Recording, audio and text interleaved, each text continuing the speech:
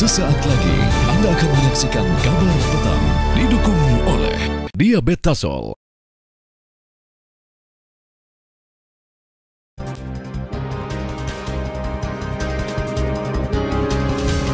Banjir kembali menutup jalur kereta api di Grobogan.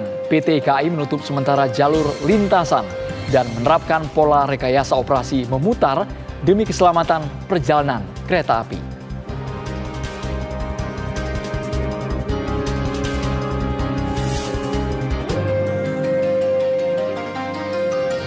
Saya di sini tidak diberi makan cuma 1 kali, itu pun jam 1 malam.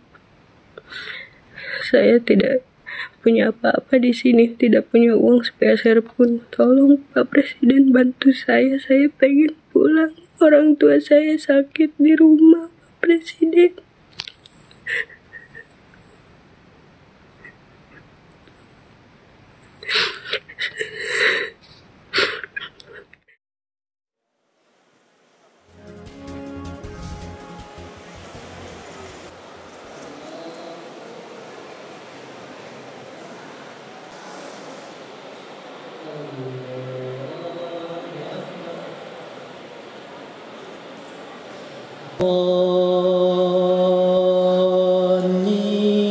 يفترون ولتصغى إليه إن كنتم بآياته مؤمنين.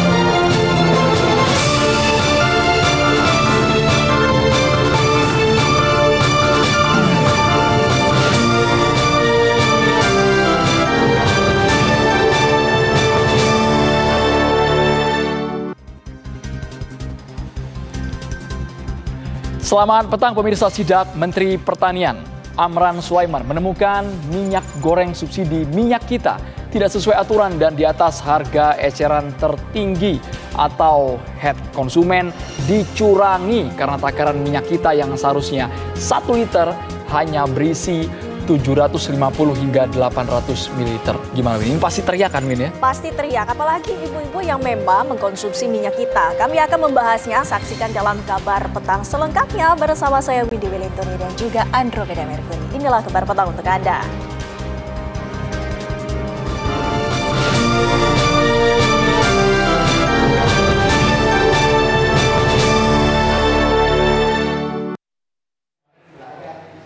Pemirsa, meski sempat surut, banjir yang sempat merendam Kampung Candulan, Kecamatan Cipondoh, Kota Tangerang, Banten kembali meningkat.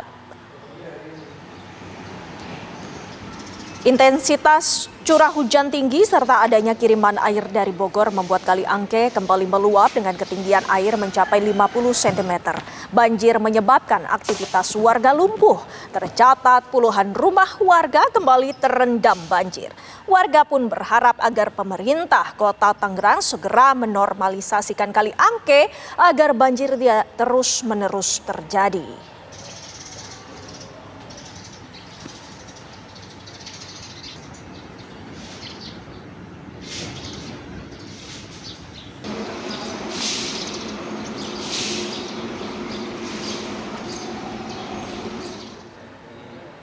Sejumlah warga Kampung Bojong Asi, Kecamatan Dayakolot, Kabupaten Bandung, Jawa Barat terkepung banjir setinggi 1,5 meter.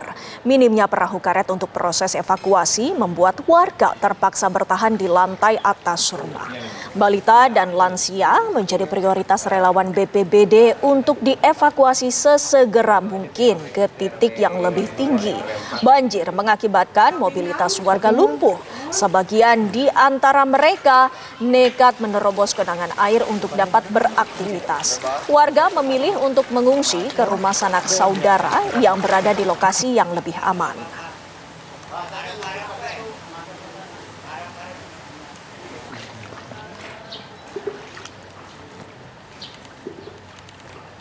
Hujan yang mengguyur desa Karanglinggar, Karawang, Jawa Barat semalam menyebabkan banjir kembali meningkat.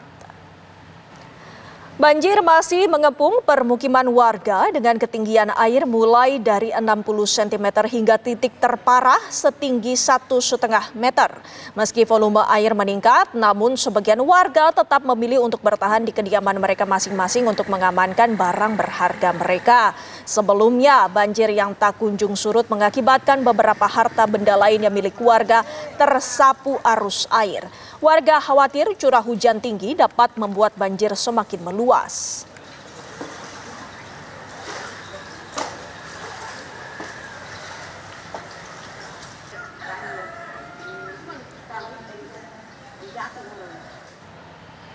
Tim SAR gabungan terus berupaya mencari korban longsor yang menimpa satu keluarga. Sebanyak 3 orang masih dalam pencarian.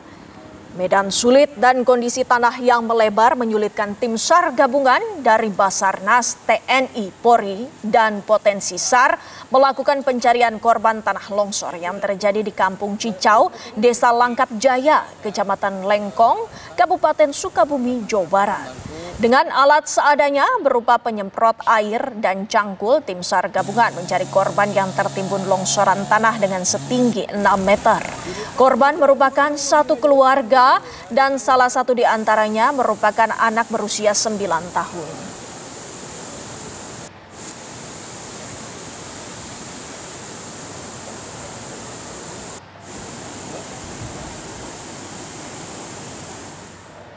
Seorang pria di Sukabumi, Jawa Barat viral karena bersikap tidak peduli saat jenazah istri dan anaknya yang menjadi korban banjir bandang ditemukan. Pria tersebut malah berjualan dan memberikan pernyataan palsu bahwa istri dan anaknya selamat. Warga setempat tak dapat menahan kekesalan mereka terhadap pria ini. Ia membuat warga geram karena memberikan laporan palsu yang menyatakan istri dan anaknya yang berusia 3 tahun selamat dari terjangan banjir bandang yang terjadi di kampungnya. Sementara tim SAR gabungan menemukan jenazah istri pria ini dan anaknya yang berusia 3 tahun di antara reruntuhan rumahnya, dan ada dugaan pria ini mengunci istri dan anaknya sehingga tidak bisa melarikan diri saat banjir bandang menerjang. Agar pria ini tidak diamuk massa, ia pun diserahkan ke pihak kepolisian. Ngajuru di mana dek ngumpullah?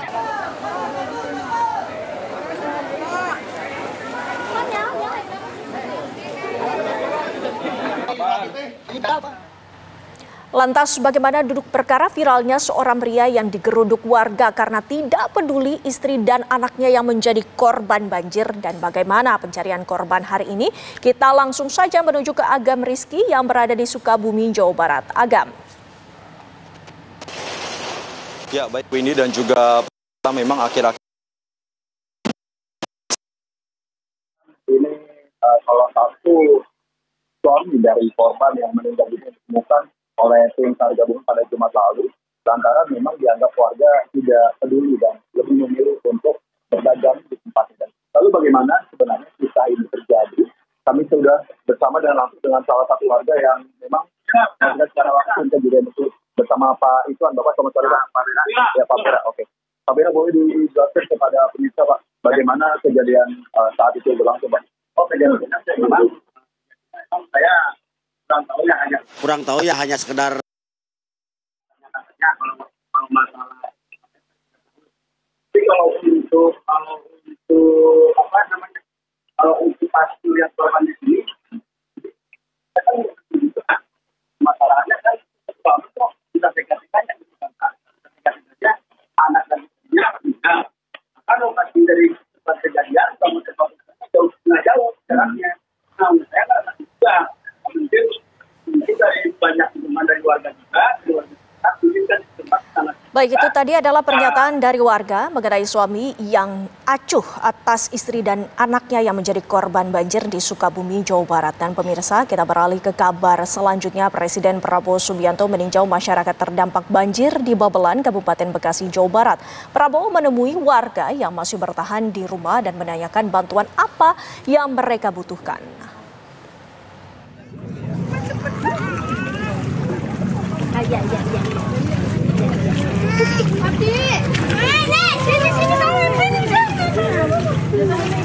Banjir. Presiden Prabowo Subianto mengunjungi warga korban banjir di Babelan, Kabupaten Bekasi, Jawa Barat. Saat tiba di lokasi pada Sabtu pukul 17.57 waktu Indonesia Barat, Prabowo didampingi Sekretaris Kabinet Teddy Indra Wijaya langsung menyusuri permukiman yang masih terendam. Umurnya berapa? 15. Kelas berapa? Kelas 9. Masih sekolah. Oh. Prabowo juga menyempatkan berbincang dengan warga dan menanyakan kondisi mereka serta kebutuhan mendesak yang diperlukan. Setelah mendengarkan aspirasi, Prabowo langsung menghubungi Kepala Badan Gizi Nasional Dadan Hindayana karena program makan bergizi gratis ternyata belum sampai ke daerah ini. Dadan, saya sekarang di Kecamatan Babelan. Oh, Bapak sedang ke sana? Ya, saya di sana di Kabupaten Bekasi, Kecamatan Babelan. Ya, tapi mereka makannya belum sampai. Belum ya. Di Kecamatan Babelan. Ya, hanya memang kondisi mereka itu masih banyak banjir. Ini sekolah dasarnya SD 04 masih kerendam, jadi harus dipikirkan nanti bagaimana Prabowo kemudian menutup diskusi dengan foto bersama warga dan buka puasa. Tim TV One mengabarkan.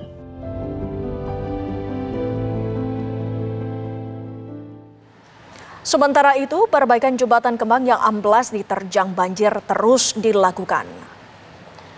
Pemasangan jembatan kompak dengan panjang 7 meter dan lebar 4 meter ini dimulai sejak Minggu pagi. Setelah memasang panel bagian kanan dan kiri jembatan, siang tadi dilanjutkan dengan pemasangan dek dan gelagar.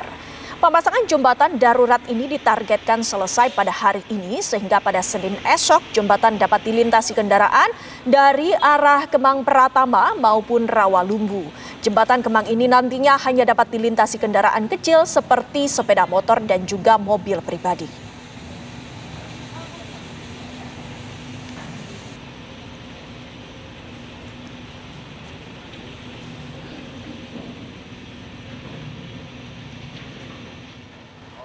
Seorang pekerja migran Indonesia yang bekerja di Oman menangis dan minta tolong kepada Presiden Prabowo Subianto dan Gubernur Jawa Barat Teddy Mulyadi untuk dipulangkan sesaat lagi.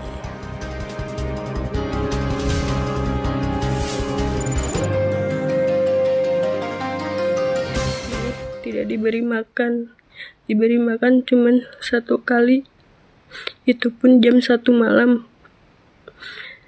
Saya tidak punya apa-apa di sini.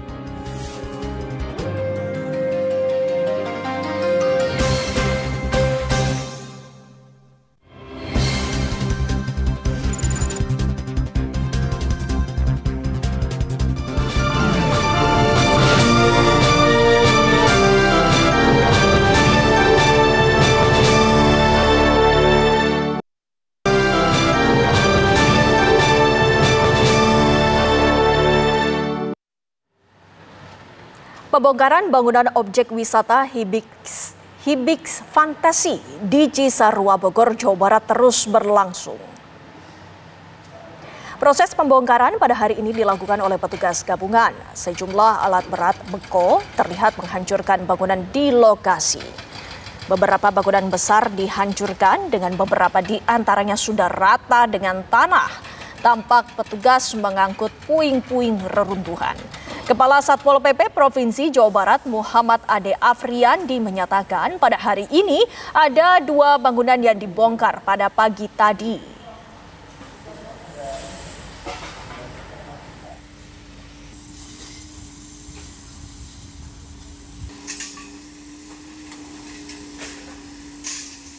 Hari ini ada 2 bangunan ya dari pagi. Tapi memang belum selesai karena konstruksinya ada yang 2 dan 3 tingkat ya, kemudian dengan ornamen sehingga pekerjaan tidak bisa dalam waktu singkat untuk 2 bangunan tersebut. Sebetulnya dengan yang kemarin yang tersisa ada 1, yaitu ada yang di sebelah selatan. Di total 3 bangunan ya.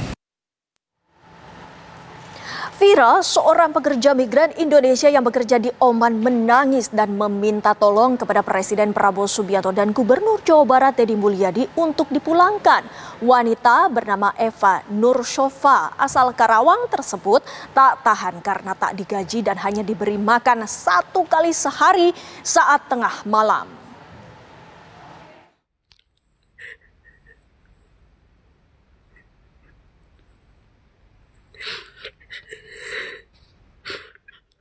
Inilah video viral Eva Nursofa, warga asal Karawang yang ingin dipulangkan dari Oman. Nama saya Eva Nursofa, alamat Dusun Babakan, Desa Medang Asem, Kecamatan Jayakarta, Kabupaten Karawang. Pak Presiden Prabowo, saya mau pulang. Saya minta tolong Pak Presiden. Saat ini saya berada di Oman, Saudi Arabia. Dijanjikan oleh sponsor bekerja, ternyata saya di sini ditempatkan supir agennya. Sudah hampir 2 minggu saya di sini dipekerjakan tanpa ada bayaran.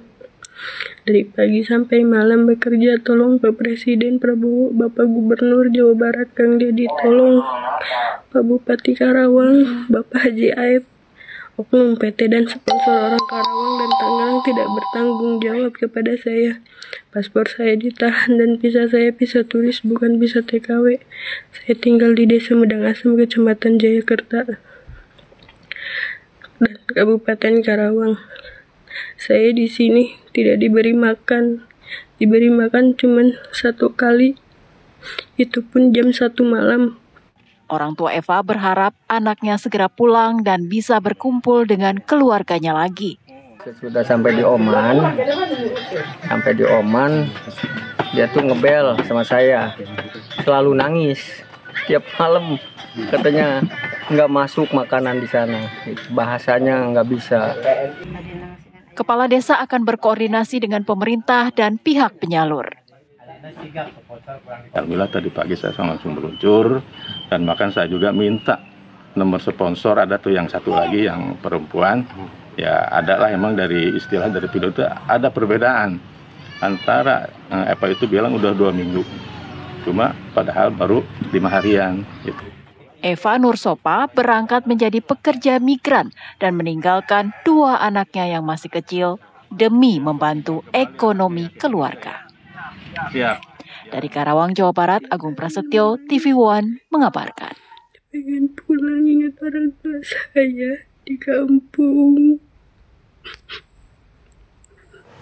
Kita beralih ke kabar lainnya, pemirsa. Tim Kementerian Hukum akan mengambil sumpah 3 pemain naturalisasi di Kedubes Italia Roma pada Senin 10 Maret. 3 pemain naturalisasi yang akan diambil sumpah menjadi warga negara tersebut adalah Dean James, Emil Audero, dan Joey Pelupesi. Ketiganya telah menjalani proses sesuai dengan ketentuan undang-undang dan mendapatkan persetujuan dari DPR dan Presiden Republik Indonesia. Harapannya 3 pemain tersebut segera memperkuat skuad Garuda dalam menghadapi kualifikasi Piala Dunia 2026 zona Asia.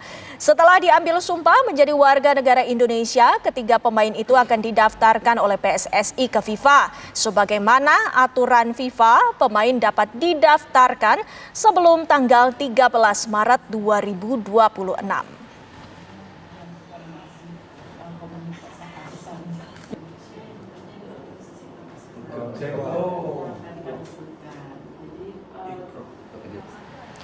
Dan berikut adalah profil pemain naturalisasi yang akan bergabung di Timnas Indonesia, yaitu yang pertama adalah Dean James yang berasal dari klub Go Ahead Eagles. Ia menempati posisi bek kiri dan memiliki garis keturunan nenek berasal dari Surabaya, Jawa Timur.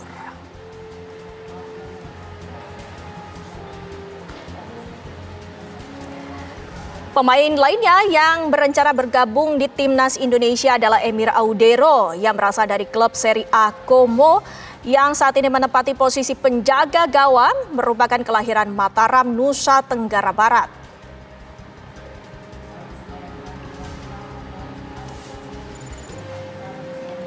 Selain itu ada juga nama Joey Pelupesi.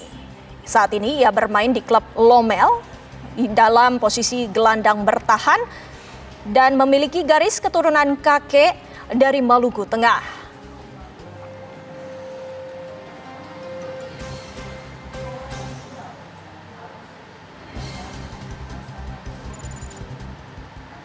Pemirsa, santri-santriwati Pondok Pesantren Al-Fatah Temboro di Magetan, Jawa Timur menggelar sholat tarawih 8 jam.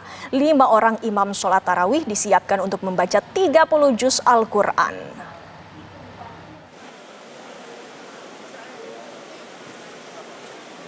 Pondok Pesantren Al-Fatah di Desa Temboro, Kecamatan Karas, Kabupaten Magetan, Jawa Timur menggelar sholat tarawih 23 rakaat selama 8 jam, mencakup pembacaan 30 juz Al-Quran. Sholat tarawih di Ponpes ini disebut-sebut menjadi sholat tarawih terlama karena baru akan selesai menjelang waktu sahur.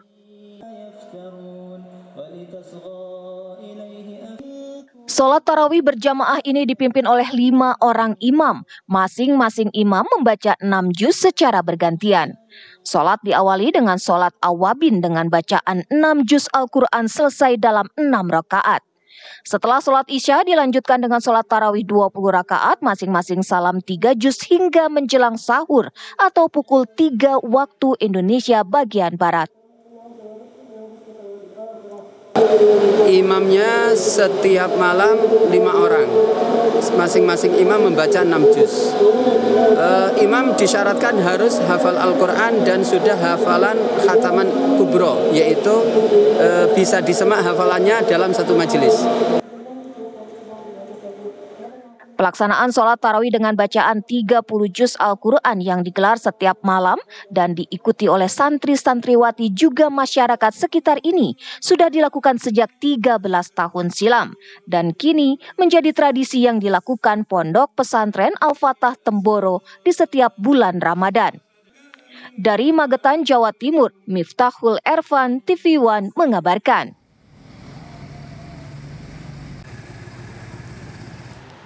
Menteri Pertanian Amran Sulaiman melakukan sidak dan menemukan masih ada minyak kita di pasaran yang terbukti isinya kurang dari yang tertera di kemasan. Kami akan hadirkan sesaat lagi.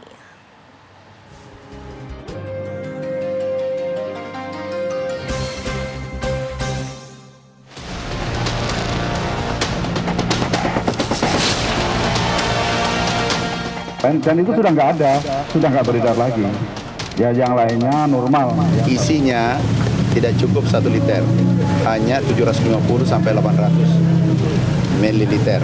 Kami minta diproses, kalau terbukti ditutup.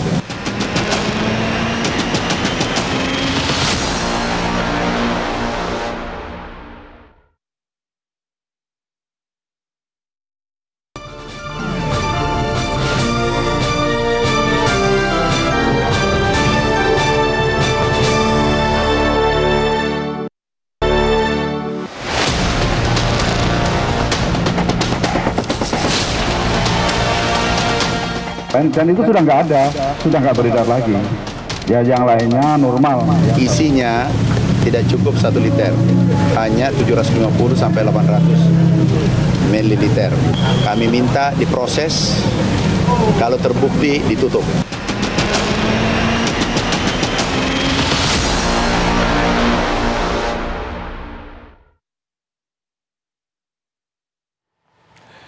Pemirsa, Menteri Pertanian Amran Sulaiman melakukan sidak dan menemukan masih ada minyak kita di pasaran yang terbukti isinya kurang dari yang tertera di kemasan. Padahal Menteri Perdagangan Budi Santoso dengan yakin menyatakan itu kasus lama.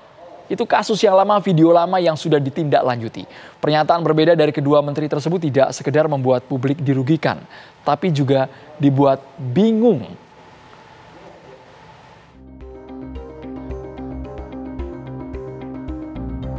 Minyak goreng kemasan berlabel minyak kita yang isinya ternyata hanya 750 ml, padahal di kemasannya tertulis 1 liter, awalnya ramai diperbincangkan warganet.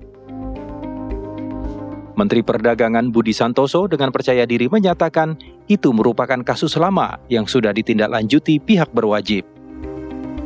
Enggak. Nanti kita klarifikasi, sampai kita klarifikasi di sini aja yang lain, dan itu sudah nggak ada, sudah nggak beredar lagi. Ya yang lainnya normal, ya 1 liter normal, HET-nya 15.700. Namun faktanya, Menteri Pertanian Amran Sulaiman Sabtu 8 Maret masih menemukan minyak kita yang dijual di Pasar Lenteng Agung, Jakarta Selatan, isinya tidak sesuai dengan yang tertera di kemasannya.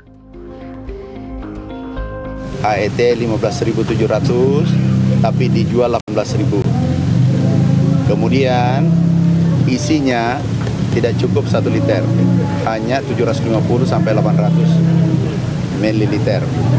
Ini tidak cukup 1 liter. PT Arta Eka Global Asia, kami minta diproses, kalau terbukti ditutup. Meski minyak kita bukanlah minyak goreng subsidi pemerintah, harganya diatur pemerintah sebagai solusi bagi masyarakat mendapatkan minyak goreng dengan harga terjangkau. Tidak hanya dicurangi oleh takaran minyak kita, publik kini juga bingung dengan pernyataan yang berbeda dari kedua Menteri Kabinet Merah Putih. Tim TV One mengabarkan.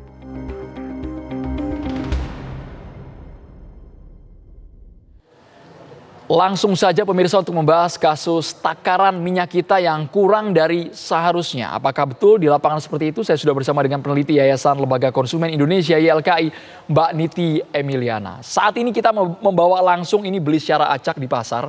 Minyak kita bisa ditunjukkan. Nah ini dia. Kamera bisa sambil zoom ini kemasan minyak kita. Kalau lihat botolnya ini rata-rata kemasan 1 liter.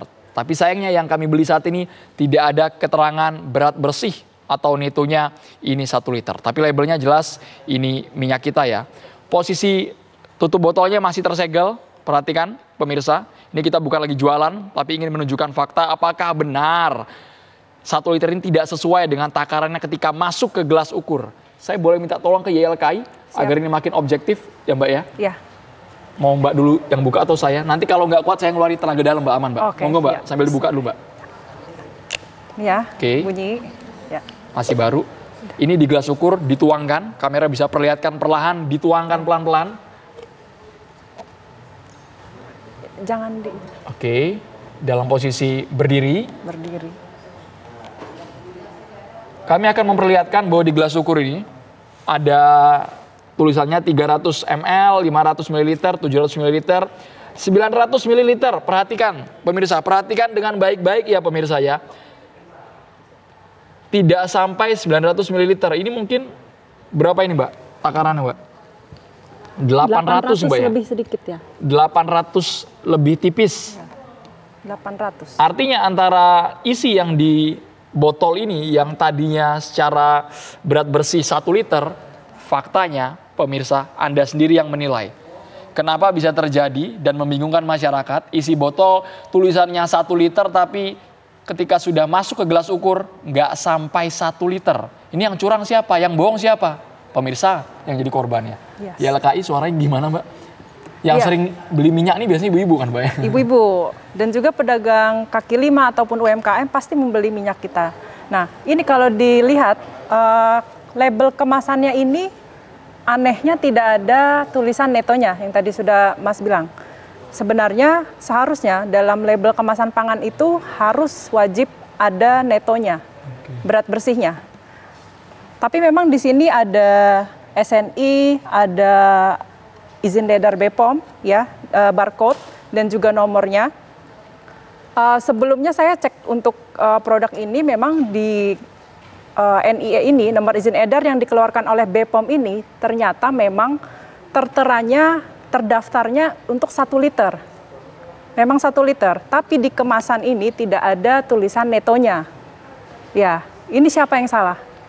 Kira-kira apakah memang si pelaku usaha memang berniat untuk mengelabui konsumen dengan tidak mencantumkan neto, padahal terdaftar di BPOM itu adalah 1 liter, atau memang lupa atau seperti apa? Sebentar, ini tudingan serius kalau diksi yang dikeluarkan YLKI. Apakah ini ingin mengelabui konsumen? Kesannya kami yang jadi korban Mbak, masyarakat Mbak. Iya betul. Ini karena kalau ditelusuri, konsumen bisa ya untuk mengecek sendiri nanti ketika membeli minyak kita di pasaran, ada barcode ataupun nomor izin edar, BPOM itu sudah memfasilitasi masyarakat untuk mengecek sendiri. Baik itu dicek website ataupun nanti ada aplikasinya cek BPOM. Itu bisa silakan cek sendiri. Itu tertera bahwa yang terdaftar adalah untuk 1 liter. Tapi kalau dilihat di kemasan, itu tidak ada netonya. Bukan hanya takaran atau neto yang tidak sesuai, tapi juga harga. Karena tim kami yang tadi beli langsung di pasar, kwitansinya masih saya pegang, ya Mbak ya. Iya. Kamera bisa di zoom, ini harga kwitansinya. Di sini tertulis Rp17.000. Bandingkan dengan label yang ada di kemasan. Ini kwitansi yang kami tadi dapatkan dari tokonya. Kemudian ini HET, harga eceran tertinggi yang ada dalam label 15.700, Mbak Niti. Gimana Mbak tanggapannya Mbak?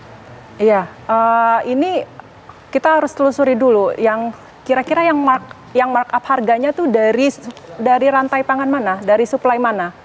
Apakah memang penjual akhirnya atau memang di tengah-tengah distributornya atau memang dari pabrik aslinya, gitu kan? Itu mesti ditelusuri terlebih dahulu. Jadi harusnya dengan HET ini mereka sudah dapat untung.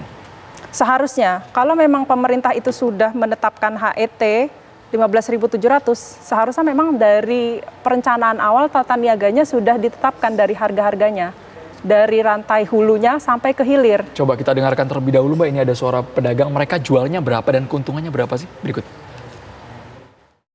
Ya, ada yang botol dari PT Arta Eka Global Asia. Nah, ini berapa harganya, Ci?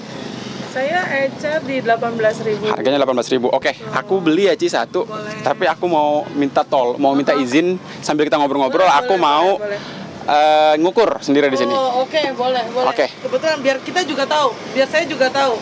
Oke, boleh Ci, boleh Ci. Kita periksa langsung. Ini pemirsa ada minyak kita yang diproduksi oleh PT Arta Eka Global Asia. Bisa dilihat di layar kaca Anda dan langsung kita bongkar ya Ci ya. Boleh. Ci, sambil ngobrol-ngobrol Ci. Boleh. Ini harganya 18.000 berarti. Betul. Nah, ini tapi di atas harga eceran, Ci. Gimana Ci penjelasannya? Kalau ditulis di head itu 15.700, kita nggak bisa jual harga segitu. Karena kita dapat dari agen aja jauh di atas itu. Modal aja terus terang saya buka-bukaan ya, modal itu sekitar di 16.700. Kadang-kadang di 17.000. Mbak Niti lebih mahal dari yang kita, 18.000 Mbak dijual. Kalau nggak jual situ nggak akan dapat untung. Ya, ini sebenarnya perlu ditelusuri ya, pemerintah yang bisa menelusuri ini. Karena pengawasan ini termasuk dalam pengawasan pre-market. Pre-market itu ketika produk itu belum beredar di masyarakat. Jadi yang tahu harga dari hulu sampai hilirnya itu seharusnya sudah direncanakan oleh pemerintah. Yang tahu di pasaran konsumen itu tahunya 18.000. Itu harga eceran tertinggi yang ada di masyarakat. Itu sudah bukan jadi masyarakat itu sudah menerimanya seperti itu. Jadi perlu ditelusuri siapa yang salah untuk menetapkan harga seperti ini. Jadi kalau dugaan banyak kasus seperti ini, takarannya tidak sesuai, kemudian HET-nya di atas rata-rata, yang harus tanggung jawab siapa Mbak? Ini bukan video lama, ini hari ini, tahun 2025. Kejadian nggak sesuai kan? Iya. Berarti ini kan membantah apa pernyataan dari Menteri Perdagangan yang bilang jangan-jangan itu video lama. Iya, sebenarnya memang dari pemerintah itu sendiri harus bertanggung jawab dan harus membuktikan dari pre-market, pengawasan pre-market ini mereka datanya seperti apa, pengawasan quality control, baik kualitas maupun kuantitasnya, dan juga termasuk itu harganya. Baik, biasanya kan tim pengawasan ada banyak, ada dari Kementerian Perdagangan, ada Satgas Pangan, ataupun dari BPOM karena ada tertera label BPOM di sini, dan juga minyak itu wajib SNI. Harus dicek juga apakah SNI-nya itu benar-benar berlaku. Juga lalu dari masyarakat hanya bisa menerima seperti ini. Tidak bisa masyarakat itu campur tangan ke pengawasan pre-market. Ya, masyarakat itu bisa melakukan pengawasan post-market ketika sudah ada di pasaran. Saya menerima produk seperti ini, kualitasnya seperti ini, dengan takaran segini, harga segini. Yang bisa dilakukan masyarakat hanya melakukan pengaduan. Pengaduan ke masyarakat, masyarakat melakukan pengaduan ke pemerintah terkait, ataupun ke lembaga terkait seperti YLKI yang akan menjembatani permasalahan pengaduan ini ke pemerintah terkait juga. Apakah memang pemerintah itu benar-benar bekerja untuk melakukan pengawasan pre-marketnya, gitu. Terima kasih banyak peneliti YLKI Mbak Niti Emiliana sudah bergabung di Kabar Petang. Sejujurnya atas temuan ini kami sangat miris Mbak. Ini kejadian sekarang bisa Anda lihat pemirsa, ketidaksesuaian antara yang dijual, yang tadinya mungkin diinginkan pemerintah untuk memudahkan mendapatkan minyak, tapi nyatanya nggak sesuai. Sangat disayangkan Mbak ya. Malah merugikan konsumen juga. Malah merugikan konsumen. Terima kasih banyak Mbak Niti sudah bergabung di Kabar Petang. Sesaat lagi pemirsa di Kabar Petang, jalur rel kereta api pada kilometer 32 lintas Semarang Surabaya di wilayah Kabupaten Grobogan Jawa Tengah terendam luapan sungai. Tetaplah bersama kami.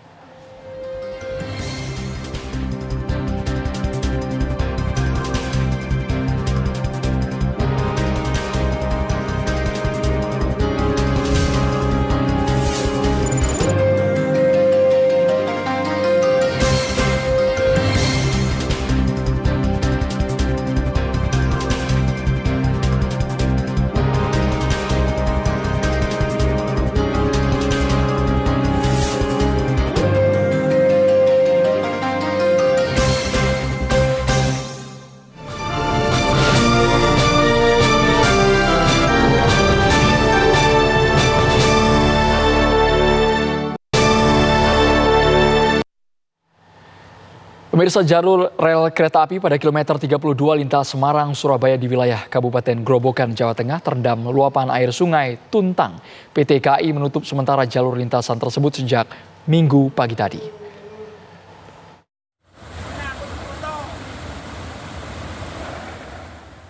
Intensitas curah hujan yang tinggi sejak Sabtu sore ditambah kiriman air dari hulu membuat air sungai Tuntang meluap hingga merendam kedua jalur lintasan kereta api di kilometer 32 antara stasiun Gubuk dan stasiun Karangjati di Desa Papanreko, Kecamatan Gubuk, Kabupaten Grobogan, Jawa Tengah. PT KAI Daerah Operasi 4 Semarang pun menutup jalur kereta api yang terdampak banjir pada Minggu pagi dan menerapkan pola rekayasa operasi memutar demi keselamatan perjalanan kereta api. PT Kereta Api Indonesia Persero Daerah Operasi 4 Semarang menutup sementara jalur kereta api antara petak jalan stasiun Karangjati dengan stasiun Gubuk.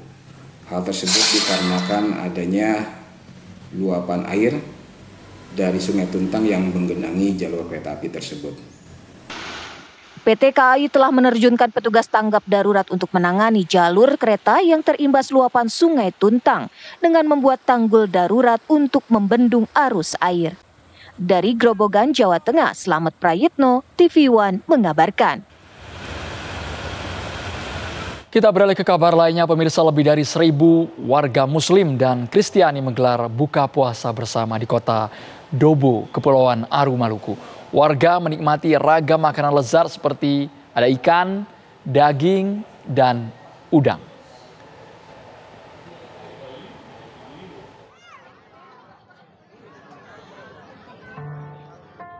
Momen kemeriahan terjadi menjelang waktu berbuka puasa di lapangan apel kantor Bupati Kepulauan Aru, Maluku. Warga Kota Dobo ramai menghadiri acara buka puasa bersama yang digelar pihak Pemda. Ribuan porsi takjil disediakan dengan beragam menu. Ada ikan laut, ikan bakar, ikan saus, ada daging-dagingan juga, ada cumi, ada udang juga di sini, ditambah dengan sayur-sayur. Nah, menu ini dikhususkan untuk saudara-saudara kami yang umat Muslim yang sedang berbuka puasa. Dan kegiatan ini membuktikan bahwa ada keseriusan yang benar-benar tulus dari kedua pimpinan kita, Bapak Bupati dan Pak Wakil, untuk membangun Jagaria ke depan semakin lebih baik, dan itu harapan kita semua. Menurut panitia, acara buka puasa bersama bertujuan mempromosikan nilai-nilai perdamaian di antara kelompok yang beragam. Dari Kepulauan Aru, Maluku, Latif Madilis, TV One mengabarkan. Sementara itu, puluhan umat Kristiani di kota Santri, Gresik, Jawa Timur membagikan ratusan takjil dan nasi bungkus kepada warga Muslim. Langkah ini dilakukan sebagai wujud toleransi antar umat beragama.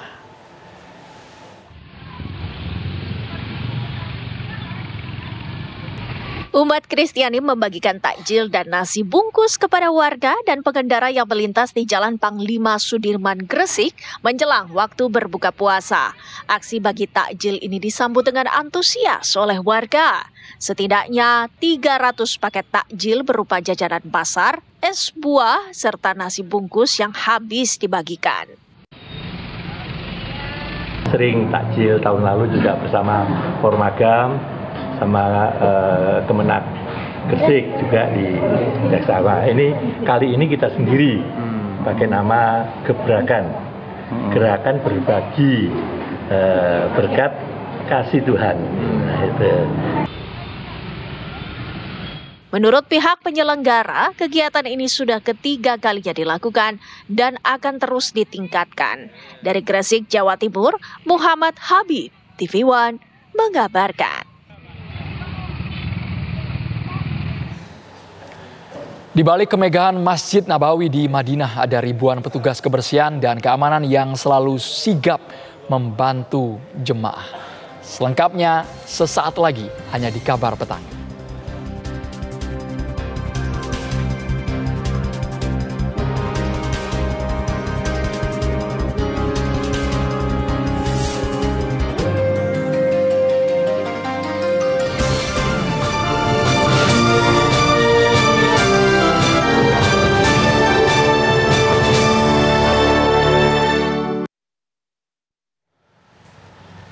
Ada kembali bersama kami, pemirsa. Mahasiswa Indonesia di New York dan sekitarnya berbuka puasa bersama di Gedung Konsulat Jenderal Republik Indonesia di New York, Amerika Serikat.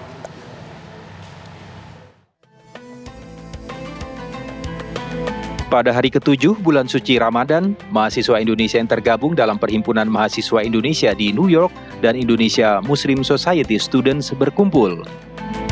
Mereka berasal dari berbagai universitas ternama seperti Columbia University, New York University, dan Cornell University. Mereka menggelar buka puasa bersama di ruang utama KJRI New York yang terletak di pusat kota Manhattan, Amerika Serikat.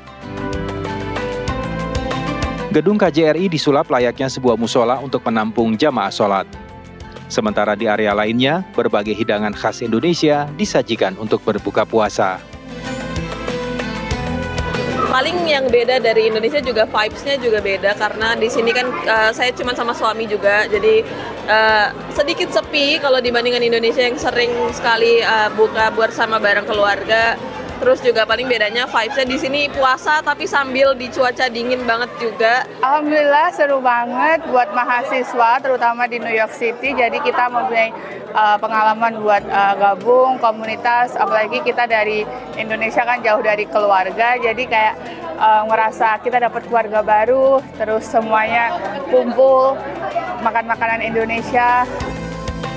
Buka puasa bersama mahasiswa Indonesia di New York, Amerika Serikat, sekaligus jadi ajang untuk mempererat hubungan antar mahasiswa Indonesia di Amerika Serikat.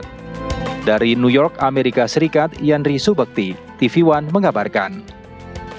Selamat menunaikan ibadah puasa Ramadan. Pemirsa, di balik kemegahan Masjid Nabawi di Madinah ada ribuan petugas kebersihan dan keamanan yang selalu sigap membantu jemaah. Untuk petugas kebersihan ada yang ditempatkan di dalam area masjid, pelataran, toilet hingga tempat wudhu. Petugas kebersihan berasal dari beragam etnis seperti India, Bangladesh, Pakistan, dan bahkan dari Indonesia. Sementara petugas keamanan yang biasa disebut askar, baik yang berpakaian dinas militer maupun gamis dan sorban, semuanya berasal dari etnis Arab. Para petugas ini harus bekerja ekstra selama bulan Ramadan karena jumlah jamaah yang terus membludak.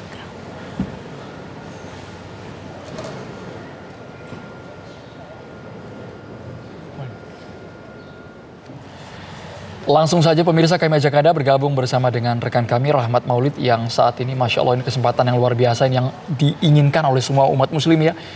Wah, kita manggil udah Ustadz Rahmat yang ada di Madinah ya. Ini Bang Rahmat udah tampilannya beda banget. Ya. Biasa pakai seragam merah, Win. Sekarang ini sudah tampil dengan peci dan juga sudah siap untuk mengabarkan bagaimana kondisi di sana. Assalamualaikum Rahmat, bagaimana jemaah umroh yang menjalankan ibadah puasa mereka di Tanah Suci saat ini, Rahmat? Waalaikumsalam warahmatullahi wabarakatuh. Windy dan juga Andro serta pemirsa TV One. Dapat kami kabarkan dari Masjid Nabawi, sekitaran Masjid Nabawi di Madinah, bahwa sekitar 30 menit lalu kami baru saja selesai melaksanakan sholat zuhur berjamaah. Nah, sekarang ini kita lagi mengabarkan bagaimana suasana terkini pembubaran atau bubarnya sholat zuhur berjamaah ini. Bisa dilihat di sekitaran pelataran Masjid Nabawi. Ini saya berdiri di belakang saya ada Taiba Shopping Center. Nah, di sini banyak sekali toko-toko yang berdiri menjajakan barang dagangannya, baik makanan maupun souvenir. Para pengunjung atau jemaah umroh itu sendiri biasanya dimanjakan atau ditawarkan dengan barang-barang oleh para pedagang untuk membeli barang dagangannya. Dan jangan khawatir ketika kita tidak bisa berbahasa Arab, misalnya seperti itu, kita terkendala dalam hal bertransaksi. Karena para pedagang di Madinah ini bisa berbahasa Indonesia juga. Selain itu, mata uang juga rupiah ini berlaku di sini karena sebagian besar toko menerima mata uang rupiah untuk dijadikan alat transaksi berbelanja. Tapi perlu dicatat bahwa untuk toko-toko yang ada di sini di sekitaran Masjid Nabawi ini, mereka buka selama 24 jam seperti itu. Tapi mereka akan tutup ketika sholat 5 waktu itu sudah tiba waktunya. Dan mereka akan buka kembali ketika sudah selesai melaksanakan sholat wajib atau sholat 5 waktu itu sendiri. Nah, begitu Andro, bisa dapat kami kabarkan. Ya, bagaimana cuaca di sana, Rahmat? Baik, untuk cuaca saat ini di sekitaran Madinah maksud kami, itu berada di sekitaran 25 derajat Celcius. Ini bagi kami mungkin panas tapi tidak terlalu menyengat. Tetapi angin juga sangat kencang, maksud kami sedikit kencang. Sehingga perpaduan antara panas dan angin itu mengakibatkan kulit kita menjadi kering. Untuk itu bagi jemaah umroh yang sedang melakukan ibadah umrohnya, bisa berjaga-jaga untuk misalkan menyediakan sunblock atau lip gloss seperti itu agar kulit tidak kering dan bibir juga tidak kering seperti itu. Windy. Terima kasih banyak Rahmat Maulid langsung dari Madinah, Arab Saudi. Jaga kesehatan, ini masih awal puasa sepertinya udah beli baju lebaran nih Rahmat di Taiba ya. Karena bisa berbahasa Indonesia. 24 jam bisa bahasa Indonesia, bisa bayar pakai rupiah. Walaupun pedagangnya mengejar dunia tapi tidak lupa akhirat ya. Kalau sebayang tutup semua tokonya Winnie. Nah. Dan itu pemirsa panjang nih kita ini. Juga masih akan menghadirkan sejumlah informasi lainnya selepas jeda. Di area BKT Cipinang Indah, Jakarta Timur menjadi salah satu tujuan warga untuk mencari takjil selama bulan puasa dengan beragam pilihan takjil. Kami akan hadirkan kabarnya sesaat lagi.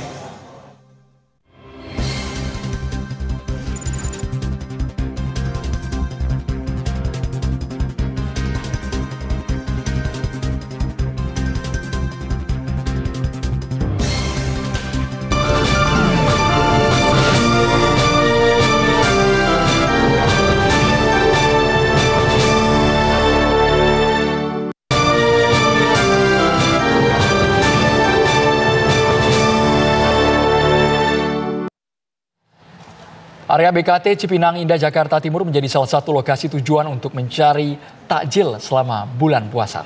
Di tempat ini Anda bisa menemukan beragam makanan mulai dari es warna-warni, sate kikil, kue pukis bermacam gorengan, cimol, onde-onde, kue cucur, dan banyak lainnya. Sepanjang jalan jembatan BKT Cipinang Indah bisa menjadi opsinya. Namun tak hanya takjil di tempat ini, Anda juga bisa ngabuburit. Selain ngabuburit, sekaligus Anda juga bisa berbelanja baju dan membawa anak-anak untuk bermain karena di jembatan BKT Cipinang Indah ini seperti pasar malam dengan beragam jualannya. Biasanya kalau jajanan takjil ini yang pasti harganya terjangkau. Ini bisa di zoom lagi, kameranya di zoom lagi, di zoom lagi. Ini cimol ini namanya. Nah ini kan Ini sepertinya disengaja sama pedagangnya karena request dari reporter nih kayaknya. Bang, tolong bang diangkat bang cimolnya bang. Kita butuh gambar bagus. Kalau pas di lapangan ini, supaya buat pemirsa ngiler gitu ya. Ini ada kue cucur nih kan. Di Medan Sumatera Utara, pemirsa, ada tradisi unik yang disajikan pengurus Masjid Raya Al-Masyun, yakni dengan membagikan bubur sup kepada ribuan warganya. Sejak pagi hari, pengurus masjid menyiapkan segala kebutuhan, mulai dari memotong segala keperluan dan juga untuk persiapan makanan dari daging, sayur-sayuran, dan menyediakan rempah-rempah untuk membuat bubur sup. Proses memasak bubur sup ini masih menggunakan kayu bakar dengan memakan waktu kurang lebih 2 jam. Dalam sehari pembuatan bubur sup ini menghabiskan 30 kg karung beras, 10 kg daging, kentang, dan wortel untuk 1000 porsi bubur sup per harinya. Pada siang hari hingga menjelang asar tiba, para warga mulai berdatangan dan rela menunggu di Masjid Raya Al-Masyun Medan untuk mendapatkan semangkuk bubur sup khas Melayu Deli ini.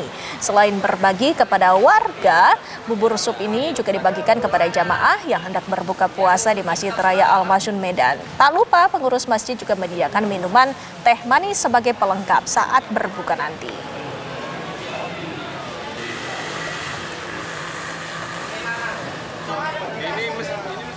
Lantas bagaimana persiapan jelang berbuka dari Jakarta dan Medan? Sudah ada rekan-rekan kami, ada Zinka Neila di Jakarta dan juga Nofri Afandi di Medan, Sumatera Utara. Pertama kita akan menyapa Nofri terlebih dahulu.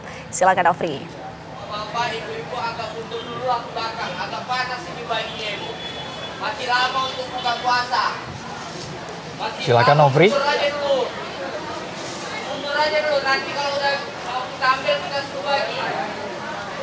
Ya, baik Andro dan juga pemirsa, saat ini saya mengabarkan dari Masjid Raya Al-Masyun Medan, di mana memang setiap bulan Ramadan di masjid ini ada tradisi membagikan makanan untuk berbuka puasa, yaitu makanan tradisional yang bersejarah, yaitu bubur sup Melayu. Nah, di sini pemirsa bisa Anda lihat para petugas ataupun panitia Masjid Raya Al-Masyun Medan sedang menyiapkan bubur sup Melayu yang tentunya ini kelihatan sangat lezat sekali, di mana di setiap harinya, setiap bulan Ramadan, ini dibagikan sebanyak 1000 porsi bubur sup khas Melayu, dibagikan dengan 2 sesi, yaitu sesi pertama untuk warga yang hendak membawa pulang, dan kemudian tentunya untuk sesi kedua, yaitu dibagikan langsung di masjid, yang akan diletakkan di meja-meja sudah disediakan oleh panitia di halaman teras Masjid Al-Masyun Medan.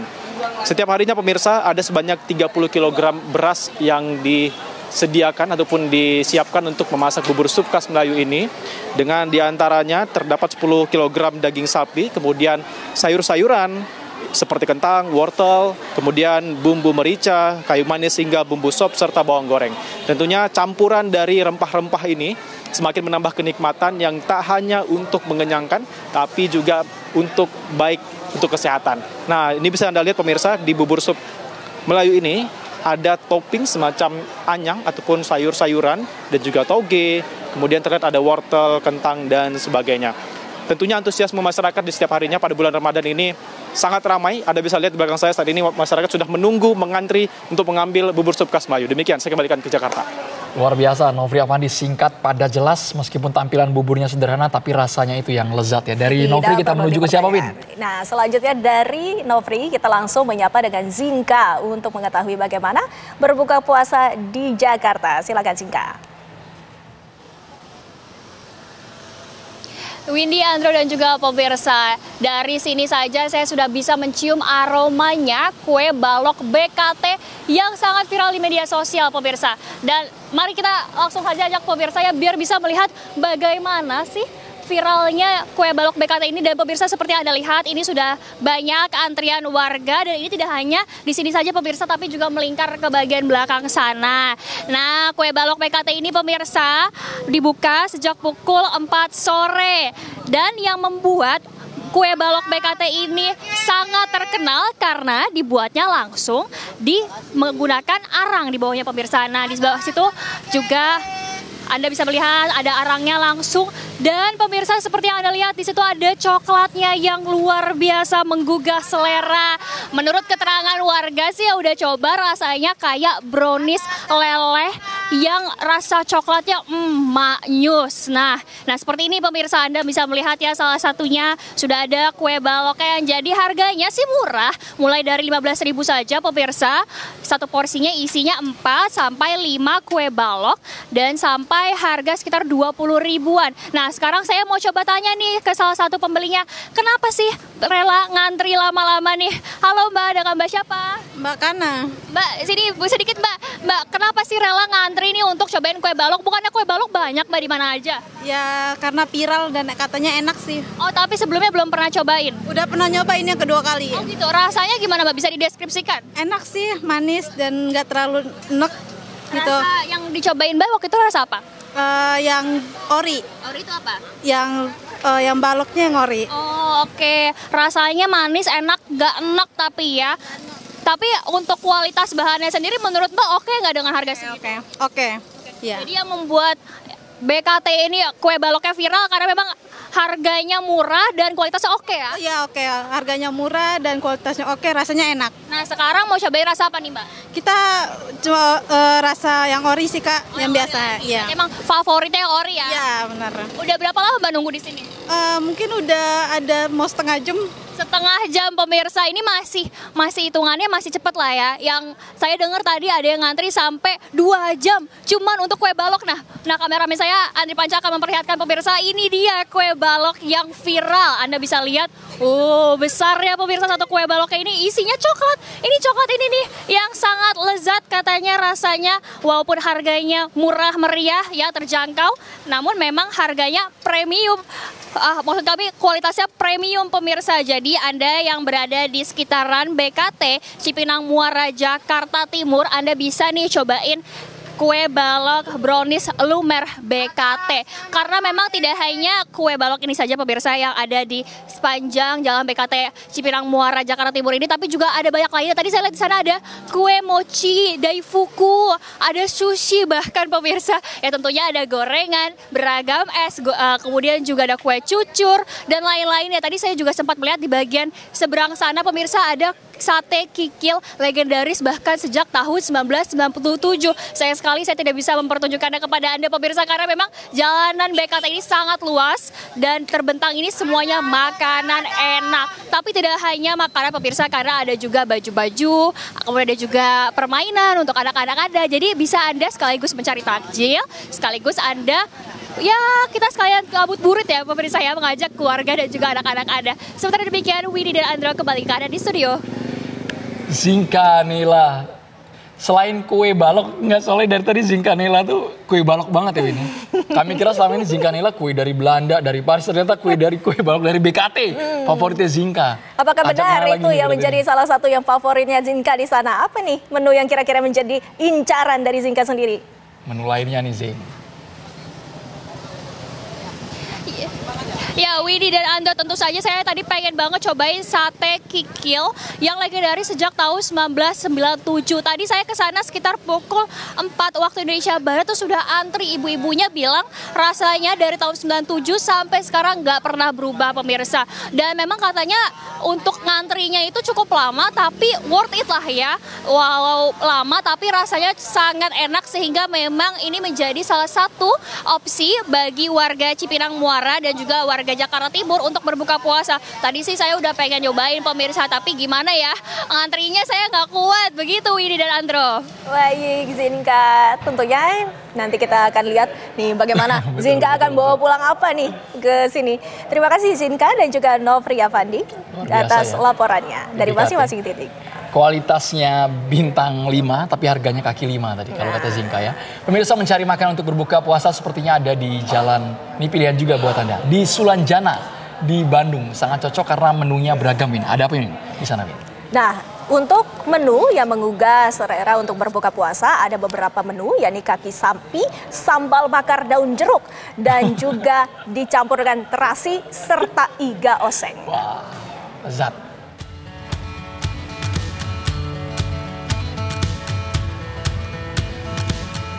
Usai menahan lapar saat menjalankan ibadah puasa, tentunya ingin berbuka dengan makanan yang menggugah selera.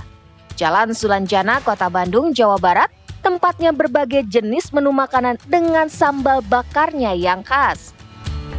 Sambal bakar daun jeruk, gami, goang, dan terasi dapat Anda cicipi saat berbuka puasa. Di rumah makan ini ada jengkol sambal bakar, pete sambal bakar, kaki sapi sambal bakar, dan iga oseng yang banyak diburu saat bulan Ramadan. Selain rasanya yang gurih dan pedas, Anda tidak perlu merogoh kocek terlalu dalam untuk menikmati sambal bakar pedas ini. Sepertinya bakal jadi daya tarik itu pertama dari sambelnya, karena kan kelihatan kalau legit gitu kan, legit, terus juga kayaknya bakal segar, pedas, ya rasanya bakal istilahnya bakal bercampur. Terus juga ngelihat dari tampilan kaki sapinya itu kayak kelihatan lembut, terus juga kayaknya tuh nggak akan banyak butuh usaha buat dimakan, jadi bisa langsung istilahnya apa ya, nggak, ya. Pemirsa, kaki sapi, sambal bakar, daun jeruk, dan terasi tadi sekaligus mengakhiri kabar petang hari ini. Saya Andrew Bede Merkuri. Dan saya Windy Wellingtonia pamit undur diri. Terima kasih atas perhatian Anda. Selamat petang. Sampai jumpa.